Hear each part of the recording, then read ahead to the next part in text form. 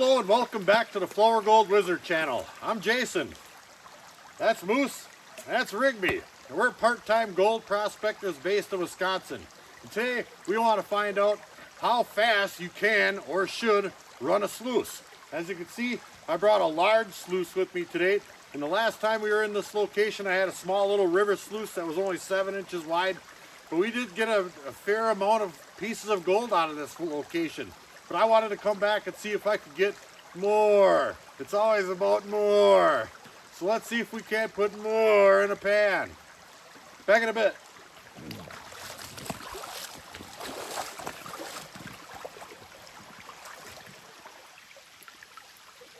Now where we left off last time, we started working in this little offshoot channel of the main creek over here. And we found some pretty darn good gold in here, and it was only about 6 or 8 inches deep when we started digging this hole. And we started getting into some of those bigger size cobbles, you know, that size or better down inside of there. And there's some that I just couldn't quite get out of there. It was getting a little bit late and whatever. But as you can see, it is quite a bit deeper than 8 inches.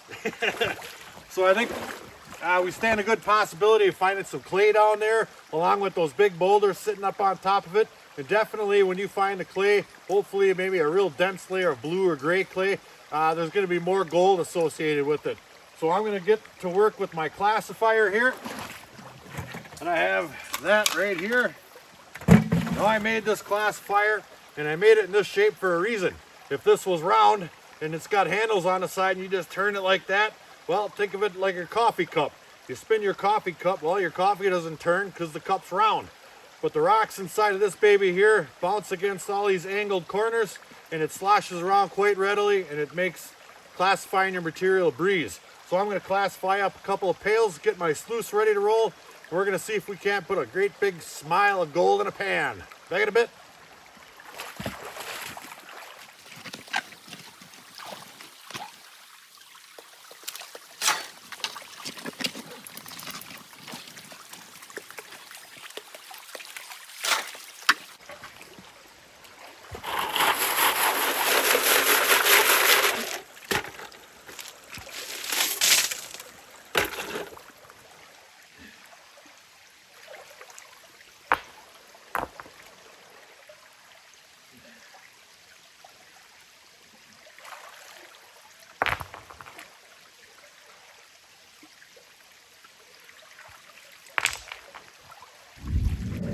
Well, I've been trying to punch down to clay in that hole, and there was one rock down there that just wouldn't let me get through, and I couldn't pry it up until now. This great big piece of quartzite right here. It's like half quartz and half not, kind of banded with a little bit of jasper maybe, or red iron or something. But I finally got it out of there. So, this is going to be this week's Chris Lilly Rock of the Week. Who's Chris Lilly? Well, Chris is a guy from Alberta, Canada. And I like to tease him a little bit. Every once in a while I find a nice cool rock and I tell him I'm going to mail it to him, but I don't. I go ahead and I throw it in honor of Chris Lilly. It's the Chris Lilly Rock of the Week. Hey Moose, where are you going?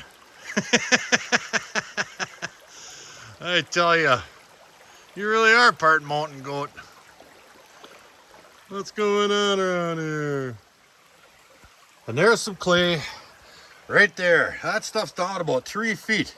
Everything above that looks real similar to this stuff right here.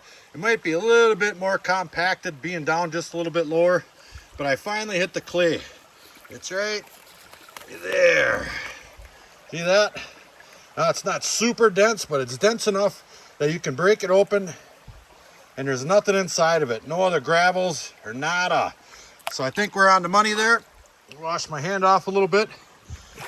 And now just because you hit clay doesn't mean you're on the mother lode. I made a little bitty teeny weeny hole right there. That's down to the clay. Everything else is still that overburden. It still has gold in it, but we're looking for better concentrations, and that clay right there will have it. So now it's going to be a matter of sloughing the sides off and getting a wider area of clay showing so I can scrape laterally and get the gold off the top of that stuff. But I think I got 2 full pails now. Here's one right there, and there's a little bit of clay stuff in that one there. And this one's darn near full, so we're gonna run these 2 and then we'll work on that clay deposit. All right, now getting back to the question, how fast can or should I run my sluice? Well, there's a couple of variables there, if you will, that are gonna determine that. How much black sand you have in the area, how well does your sluice system process black sand and light material and small pebbles, etc. Now most riffle type systems, I wouldn't say similar to this one, but this is kind of the same concept, that you have something that stops the water a little bit and has a low pressure zone behind it. Now it depends on how steep those things are going to be angled, how tall they are, etc. Now I can take a bunch of scoops on this particular mat, just like this. I'll throw 2 big ones on there and I'll just watch it. Now there is a lot of water going over this baby. Now you notice I have my legs on this particular sluice, and it's about a 4-inch drop from there to there. That's roughly 1 inch to 4 feet. This is a 3.5 or 4 foot sluice, right from the very tippy top to the bottom. Now what you want to look for is I see black sand starting to build up right there. So the water pressure isn't just blowing everything up and out of here. And what I really want to see are these drop riffles right here, and these little capture zones right here spinning in circles, and these roiling.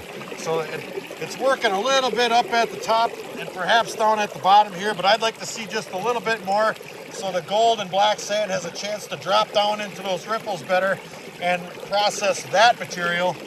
It's really processing up there decent. It's separating, but it's not quite processing. So I'd like to get it to roil a little bit more so I have less of these small light colored concentrates to bring home with me. So what I'm going to do, let's put this into this, there we go, is I'm going to drop my legs down on the back end of this just a little bit, because I like the amount of water that's going into there, but I just need a little bit more pitch.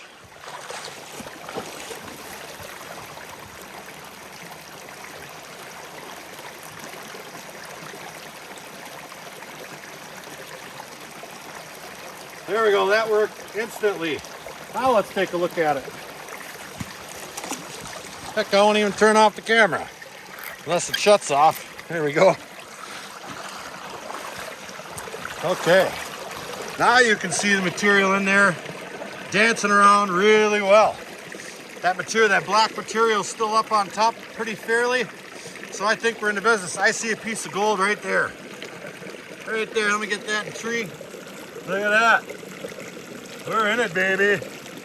That is fantastic. Let me run a bunch of this stuff, and we'll see if we can't find something good.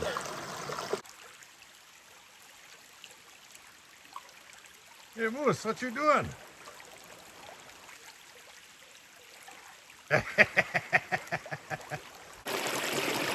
As you can see, I've been done shoveling for just a little bit here, and heck, there's still a little piece of gold stuck on my indicator mat there.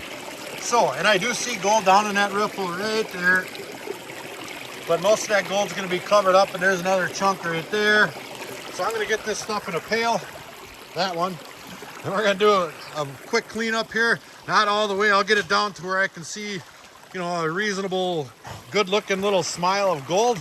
And then we're going to keep running.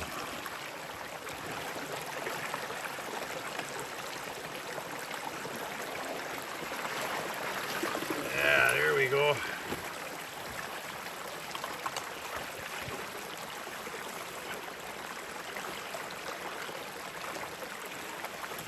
Just like that.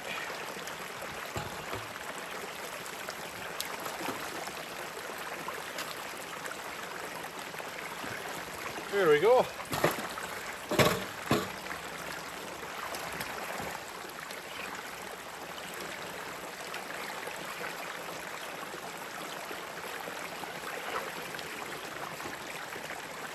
Yeah.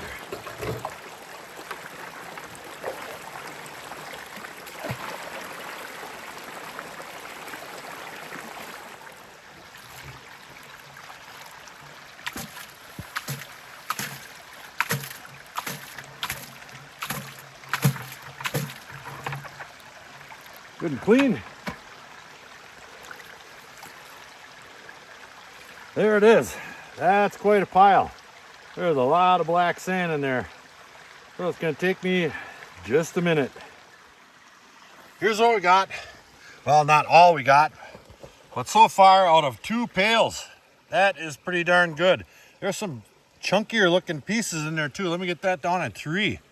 Look at that. They're not all just shapeless little dots either. I'm pretty darn happy with that. Beautiful. There's a bunch of black sand in there we got to process. But they got a whole bunch of rain north and west of here. And I can tell that the water is coming up in my sluice there. It's almost over the top of the front edge of my sluice. So I'm going to have to do a little bit of adjusting. And we're supposed to get 3 to 5 inches in the next 24 hours. That's a lot. That might even ruin my hole back over there. So instead of wasting time cleaning up black sands and whatnot out here, I want to do some running. But first, it's snack time. And this snack time is brought to you by Meat Skis Quality Meats. Hot pepper jack cheese, beef sticks. Yeah, one for the baby boy, one for the big rig. Yeah, he needs that. He's a hard-working miner. So are you. Drill sound, drill sound, drill sound, drill sound, drill sound.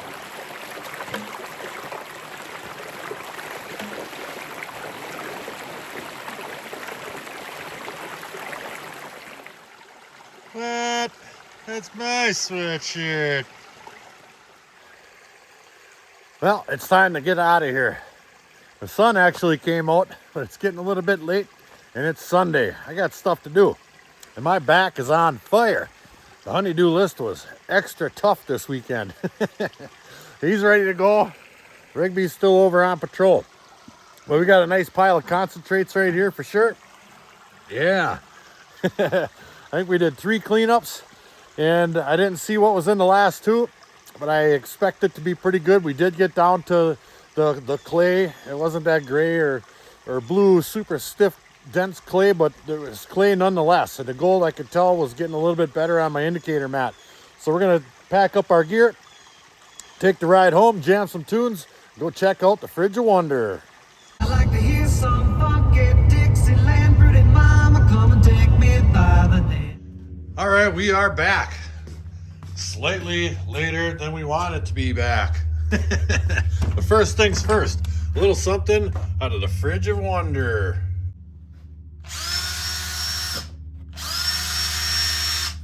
All right, we've got a pile of concentrates right here, loaded with black sand. Now we run that material extremely fast today. I just wanted to push that thing to the limits just to see. And I thought I had a little bit more concentrate than I do, but I don't. So I'm just going to pan this stuff out. And I know we saw some fairly good gold in that one clean out we monkeyed around with out in the field.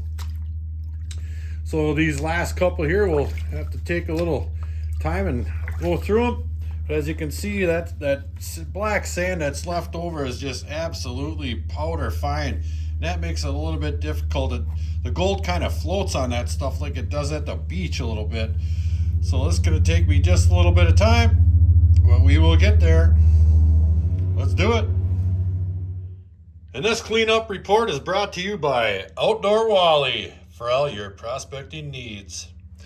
And there's the gold right there. We didn't do too darn bad. We absolutely pushed the limits of that sluice we were running today. And there's nothing in there I can feel. We're not in my best spot, but we did get lots and lots of pieces, which proves to me that you can really feed that baby fast and it's still going to catch the gold. I mean, look at how small some of this stuff is. Fantastic, in my opinion. So let's see if I can get this stuff tapped up into a line with one hand. Make a big smile like I said we were gonna. Oh, without tipping my pan. Here it comes.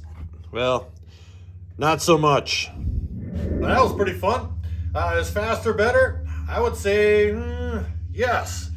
Once you figure out your system's capabilities, I think to get more gold, you'd obviously want to feed more material, hence faster.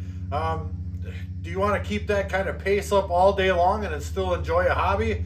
Maybe. We got a pretty sore back today, just trying to rush things along. But you know, it paid off. I think we got a nice little pile of gold over there, and I'd do it again. But sometimes it's just nice to go out there and relax. So until the next episode, like, share, subscribe. Please do leave a comment. It helps build our channel. Definitely check out our Patreon page in the description box below. Flourgoldwizards out. Huh? Well, that's weird.